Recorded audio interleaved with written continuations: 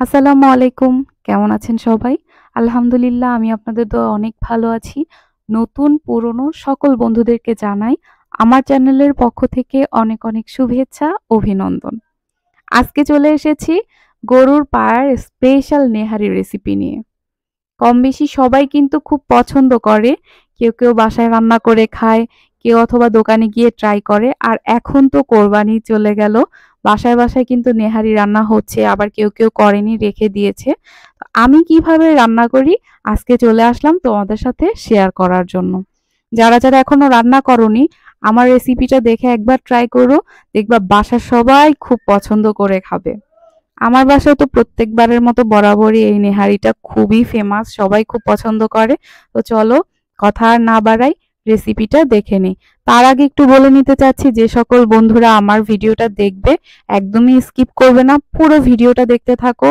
আর video দেখা হয়ে গেলে পরে কমেন্ট করে জানাও কার কাছে আমার এই নেহারি রান্নাটা কেমন লাগলো আর তোমরা কি করে রান্না করো।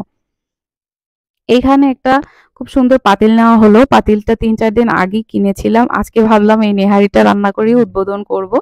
তো এই বড় সাইজের একটা পাতিল নিলাম। আর আমার নেহারির সবকিছু ভালোভাবে ক্লিন করে পাতিলে দিয়ে দিলাম অলরেডি। আজকের এই সব মসলা সবকিছু উপকরণ কিন্তু আম্মুর হাতেই দেওয়াবো, কারণ আম্মুর হাতের নেহারি রান্নাটা খুব পছন্দের আমাদের বাসার সবাই। আম্মু সব মসলা করে দিচ্ছে, আমি তোমাদের সাথে দেখানোর জন্য ক্যামেরাটা ধরেছি। দেখো, প্রথমেই দিয়ে দিল পেঁয়াজ বাটা, তারপরে রসুন বাটা। সবকিছু কিন্তু খুব হেভি মশলায় রান্না হবে না, অল্প অল্প মশলায় রান্না করা হবে, কিন্তু খুব মজা। বাটাটা ইউজ করছি যাতে গ্রেভিটা ঘন হয়। আদা বাটা পরিমাণ মতো। এক একজনের রান্নার স্পেশালিটি এরকম। তো তোমাদের কার কাছে কেমন লাগে জানাতে কিন্তু ভুলবে না। অল্প পরিমাণে মরিচের গুঁড়ো, কারণ অনেক ঝাল মরিচটায়। পরিমাণ মতো হলুদ গুঁড়ো। তবে তোমরা পরিমাণে যতটুকু নিবে সেও আন্দাজ করে মশলা সবকিছু দেওয়ার ট্রাই করবে, তবেই কিন্তু স্বাদ হবে। আমরা আজকে অল্প পরিমাণে রান্না করতে নিয়েছি। হলুদ গুঁড়ো দিয়ে দেওয়ার পরে দেওয়া হলো জিরা গুঁড়ো পরিমাণ মতো, ধনিয়া গুঁড়ো। আর গরম মশলাটা আমি খুব সুন্দর করে সবকিছু, এলাচ, তেজপাতা, দারচিনি, লবঙ্গ সবকিছু গরম মশলার একটা সংমিশ্রণে মশলা করেছি, ভালোভাবে পাটায় পিষে যাতে আস্ত দানাটা মুখে না পড়ে। তো ওই ফ্লেক্সটাই দিয়ে দেওয়া হলো, গুঁড়ি করে নেওয়া হয়েছে। তো ওগুলো দিয়ে দেওয়া হলো, ধনিয়া গুঁড়ো। সবকিছু যখন দেওয়া হয়ে যাবে তারপরেই আজকে কিন্তু আমরা এই পানি দিয়ে দেওয়া হবে নেহারিটা। তোমরা যারা এখনো আমার চ্যানেলটিকে সাবস্ক্রাইব করোনি, দয়া করে চ্যানেলটিকে সাবস্ক্রাইব করে দিবে আর বেল বাটনটিকে প্রেস করে দিবে, তাহলে আমার সব ধরনের রান্নার নোটিফিকেশন আগে থেকেই পেয়ে যাবে। এখানে আমি আরো একটা জিনিস অ্যাড করে দিলাম, যে মাংসের মশলাটা হয় ওইটা ইউজ করছি। তোমরা চাইলে করতেও পারো বা স্কিপও করতে পারো। স্বাদ মতো লবণ দিয়ে দিলাম, পরে বাড়িয়ে কমিয়ে চেক করে দেওয়া যাবে। এখন যতটুকু দরকার দিয়ে দেওয়া হলো। আজকে কিন্তু আমরা এই নেহারিটা ট্রাই করব খোলা ভাজা পিঠা দিয়ে। তোমরা রুটি বলো, পরোটা বলো, সবকিছু দিয়েই খুব ভালো লাগে। আর দিয়ে দিলাম পরিমাণ মতো তেল। আর একটু পেঁয়াজ কুচিও ইউজ করছি।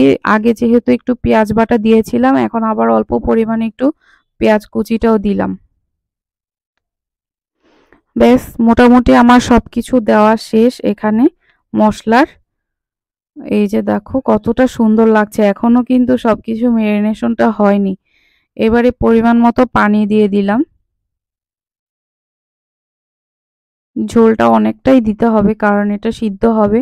আর আমরা নেহারিটা আজকে যেরকম রান্না করব, একদম রাতে একবার জাল দেওয়া হবে, আবার দুপুরে, দেন একদিন পরে পরের দিন সকালেই আমরা সবসময় নেহারিটা ট্রাই করি। তো এখানে তো যতটুকু পানি দিয়েছি, চুলোতে উঠানোর পরে আরো একটু পানি অ্যাড করে দিব। আর তো আর পানি দিব না, একসাথে জাল হতে থাকবে। উপর থেকে 2-3টার মতো কাঁচামরিচ চিড়ে দিয়ে দিলাম। কাঁচা মরিচে একটু ফ্লেভারফুল হয়, যেহেতু মরিচের গুঁড়ো একটু কম দিয়েছি, রাঁধুনি মরিচের গুঁড়ো যেই ঝাল একটু দিলেই অনেক ঝাল হয়ে যায়। কালারটা কত সুন্দর হয়েছে দেখতেই পাচ্ছ, টসটস আর লাল একদম।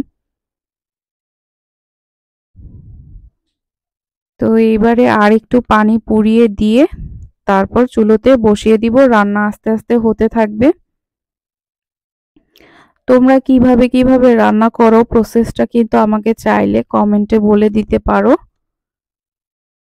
এই যে দেখো পর্যাপ্ত পরিমাণে পানি দিয়ে দিলাম, একটু নাড়িয়ে চাড়িয়ে দিচ্ছি যাতে মশলাগুলো আর হয়ে না থাকে। দেখতেই পাচ্ছ টকবগিয়ে কিন্তু ঝোলটা ফুটছে।